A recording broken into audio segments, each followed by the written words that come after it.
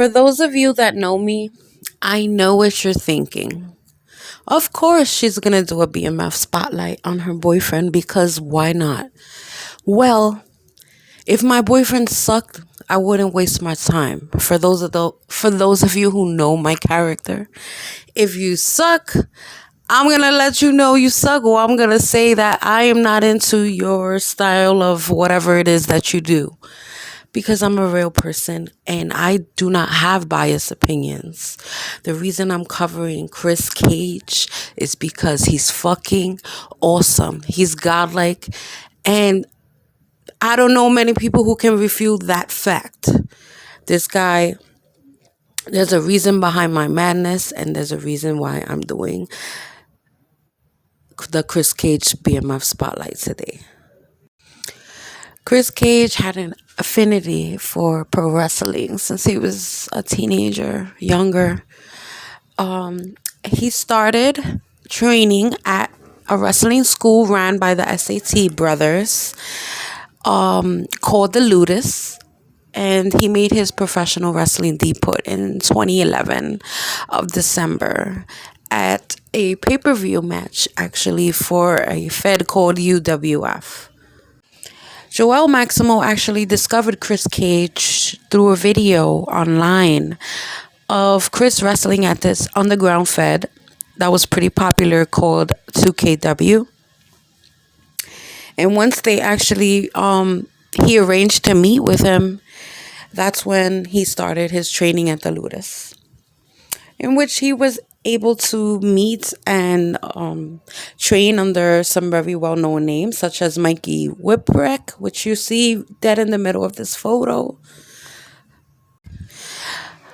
Joel Maximo could tell from the start that Chris Cage had what it took, that he didn't really need to teach him much because Chris already knew most of the basics. He just needed to be rounded up a bit. Chris Cage also trained with the well-known Santana from Proud and Powerful on AEW. Right here, you see him training with Santana and the franchise Shane Douglas. So why does Chris Cage deserve the BMF spotlight, you ask? This is why. What I respect the most about Chris Cage is his full allegiance to pro wrestling. What I mean by that is that he has not only mastered the craft itself in the ring, but he's mastered the psychology behind it. He's put forth the actual research into it. The respect and love that we have for the sport, he puts his all. And that's something that you see rarely, especially in today's generation of wrestler. He's an amazing wrestler. He's godlike at being a mentor and a trainer. And he's amazing at commentating as well and behind the scenes. He's what you would call the total package. He's a professional in and out the ring. He's never out of kayfabe when he shouldn't be. And to be honest, he puts all the indie wrestler stereotypes to bed. Chris is most well known for being the captain of his stable, the greatest of all time, also known as the GOATs. And also for being one half of the tag team, the Zoltan, with the superstar Whiplash. His infamous slogan, "Fear the GOAT," can easily be attributed to the Zoltan because they're known for taking no names and dropping everybody. His mic skills, respectfully, hands down the best on the indie scene in my eyes, in the eyes of many. Chris takes no shit, bro. WC4, everyone in the tag team division, understand what you're looking at. Understand what you're getting when you get the superstar, the Silver Queen, the King of Monsters, and the absolute Chris Cage. You are getting something that you people are not ready for. You are getting something that you people are not used to around here. Adams, Lobo, I see you got your little fan base. I see you got your little doggies and your little puppies out there. But this ain't a game. I hope you know.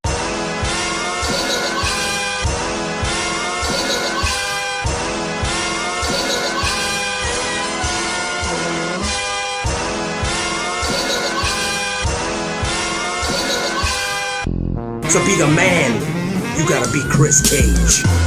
Absolute. Kris Kage. Absolute. It's coming for you. Absolute. Both eyes. Absolute. You better be looking over both shoulders. Absolute. It's gonna hurt you. Absolute. Let's see if you're as bad as you say you are. To be the man, you gotta be Kris Kage. The absolute, grab the loot after I win the match. Lit the match, we made a deal, but don't forget the catch. You lose, get booze when they hear your name. Me, I'm the reason why they cheer, the reason why they came, the reason why the lames look all the same.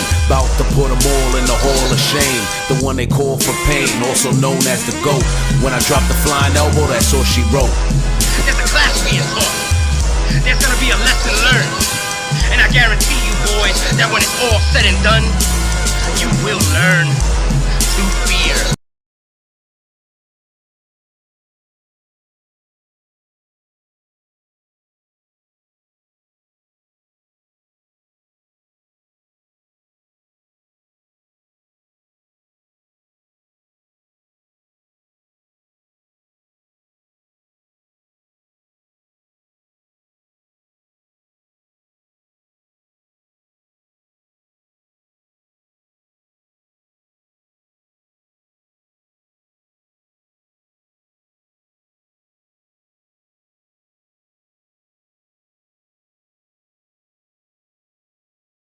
Absolute.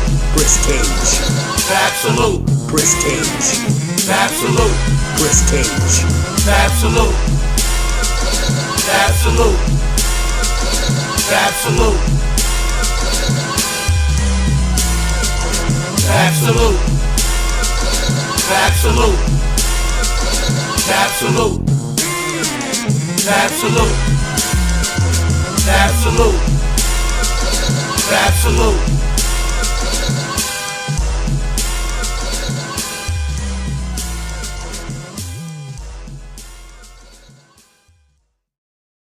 So, Kage, can you tell me, what does pro wrestling mean to you? It's not as easy as you may think to describe what pro wrestling means to me, because pro wrestling is so much more than just something I watch for entertainment, something I consume to pass the time or just because I'm a fan of.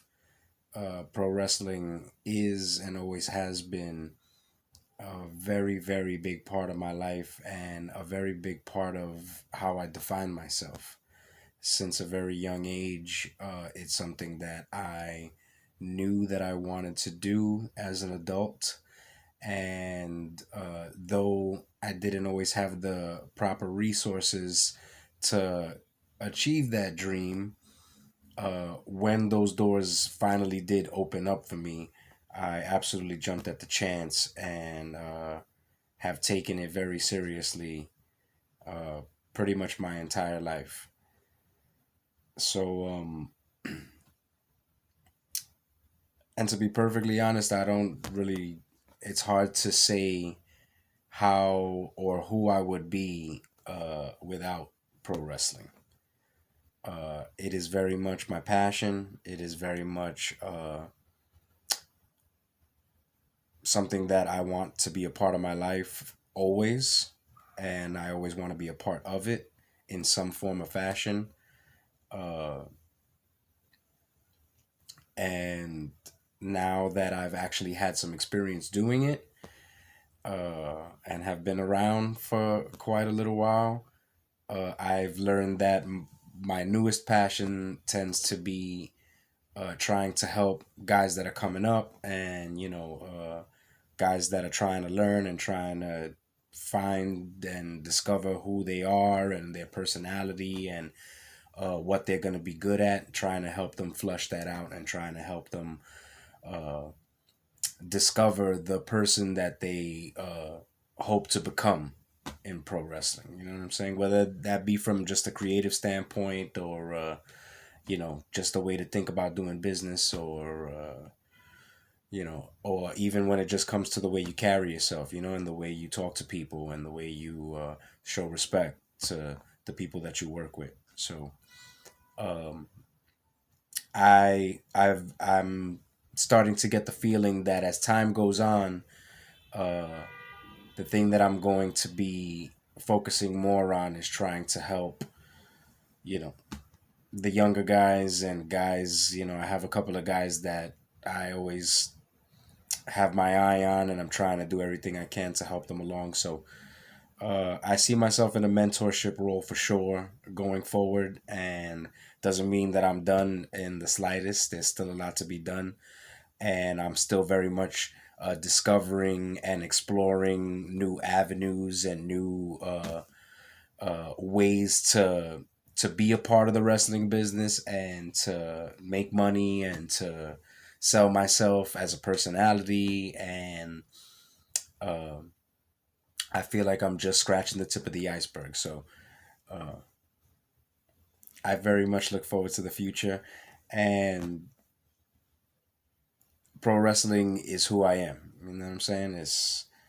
It always has been. It has been for over 20 years, and pro wrestling is gonna be who I am, probably till I'm not here anymore. So it's not necessarily what it means to me as, what it is to me. And pro wrestling is everything. It's my passion. It's the thing that I love, and there's no greater entertainment in the world, in my opinion. Lose the ref is down. Look what's happened to Whiplash. He is the victim of a 4-on-1 assault right now. And they have now opened the cage. Good, Cage has got to get in there. Here he comes. Close on. Sends Adams into the steel. Oh my good lord. Skull first into the chair. Vertigo call for the end. Cage with a counter. Oh! Cage sends him into the cage. Lands him with a sky-high spine buster. So, Kage, what do you feel constitutes a pro wrestler in its actual meaning? And what constitutes a pro wrestler these days, and to be perfectly honest, throughout history, can vary, can mean so many different things. At the end of the day, I think the number one ingredient is passion. At least, to be any type of success or to be taken seriously in any capacity. No matter what style of wrestling you may enjoy, be a fan of, or if you're a wrestler, well, no matter what style you may present or what you may be a fan of specifically, whether you're a fan of a wrestler's wrestler, whether you're a fan of lucha, whether you're a fan of guys that can talk. At the end of the day, passion usually recognizes passion. And if there's one thing that is true, is that wrestling fans are some of the most passionate, if not the most passionate fans of any form of entertainment. So when a wrestler exudes that passion back at them, they definitely can feel it, they can see it, it translates, it shows through. And then after that, pro wrestling takes on so many forms. You have people that, you have showmen, you have, like I mentioned, high flies, lucha, you have guys that are known for being amazing on the microphone, and so many guys that have been successful doing all of those things, doing a combination of those things, successful at excelling at one of those things, that to actually pinpoint what necessarily makes a wrestler, especially in 2021, where the possibilities in creativity and the athleticism of the performers is on such a level that it's never been before. Innovation is something that I think is going to take wrestling forward into the future. So, being a wrestler could mean many, many things, but at the end of the day, passion and the respect for it and loving it to a degree that you carry it with some sense of seriousness, even if that does mean, even if you are an entertainer and somebody who uh, you know, plays any type of character. At the end of the day, the ones that tend to, find the most success and tend to make the strongest connection with the audience, especially, which is at the end of the day the most important thing, are the ones that show they truly believe in what they're doing and who they are.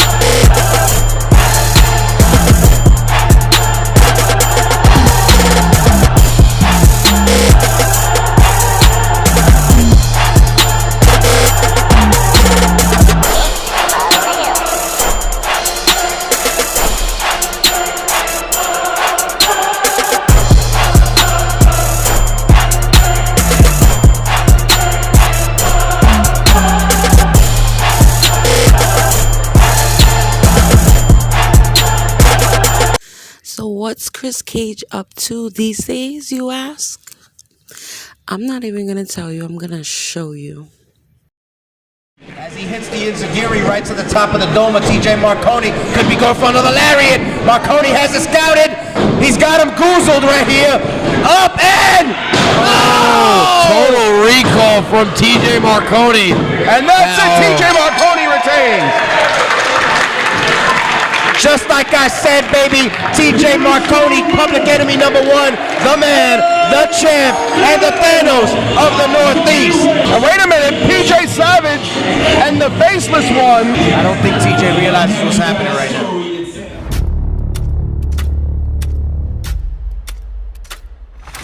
Come on, is anybody gonna get out here? What the hell is the referee doing? I've had enough. Wait a minute, Kris Cage, what do you mean you had enough? Where are you going? Coming in the air to TJ Marconi. Wait, and Kris Cage, he grabbed the chair. Now that's my broadcast colleague. Doing the right thing. Oh, wow. He just leveled face. The faceless one getting his brain scrambled. And now he's face to face with PJ Savage. Just woke up something inside him.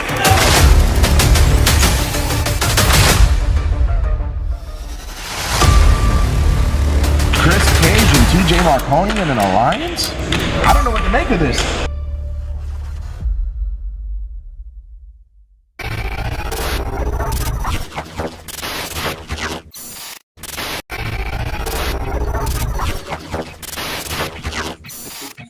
I'm actually pretty excited. It's been a long time since I got in front of the video scope to send you people a message. But for the past few weeks, a lot of you have been hitting me up, asking me if I would be so kind as to share the nature of the relationship between myself and IWA heavyweight champion TJ Marconi. Well, it's honestly nobody's business. I felt compelled to drop some 411 on you because the answer is really not that complicated. At the end of the day, it all comes down to a matter of respect. A couple months ago, I'm sitting at home with a busted knee, not knowing what my next move is going to be, not knowing if I still want to do this. And while there are many that I appreciate for being in my corner when I was down and out, there was only one person that reached out with more than just concern for my physical well-being. Someone who reached out and offered to put me back to work. Someone who knew that even with the ability to compete taken away from me for the time being, the absolute Kris Cage still had more to offer than anyone else he could still trust, quite frankly. That man was TJ Marconi. It was TJ that opened the door for me to get back in the game. TJ that opened the door that allowed me to discover new passions by letting me take on new roles and responsibilities. TJ that allowed me to rediscover my love for what we do. And for that, I'm in his debt. And as a result, you've all heard me say, you know that I know a little something about putting families together that know how to watch each other's back. And whether you agree or not, I think you need somebody watching yours. And I meant that. So when PJ Savage and the Faceless Ones decided to add their names to the list of punks that have tried to hit the Don from the blind side, I knew in my heart of hearts I could no longer allow it. And in fact, I will no longer allow it. So on December 4th, when PJ challenges TJ for the IWA Heavyweight Championship, and I heard the Takeover's weak-ass message, so allow me to put yous all on notice. PJ Savage's 730 Stooge Squad will not be a factor in this match. Nor will anybody else for that matter. And if you got money riding on this one, I'd place my bets on the fact that when the IWA rolls out of Nutley, New Jersey, after smashing that reload button on December 4th, Public Enemy #1, TJ Marconi, will still be the Thanos to the Northeast, but most importantly, still the IWA Heavyweight Champion. I guarantee it.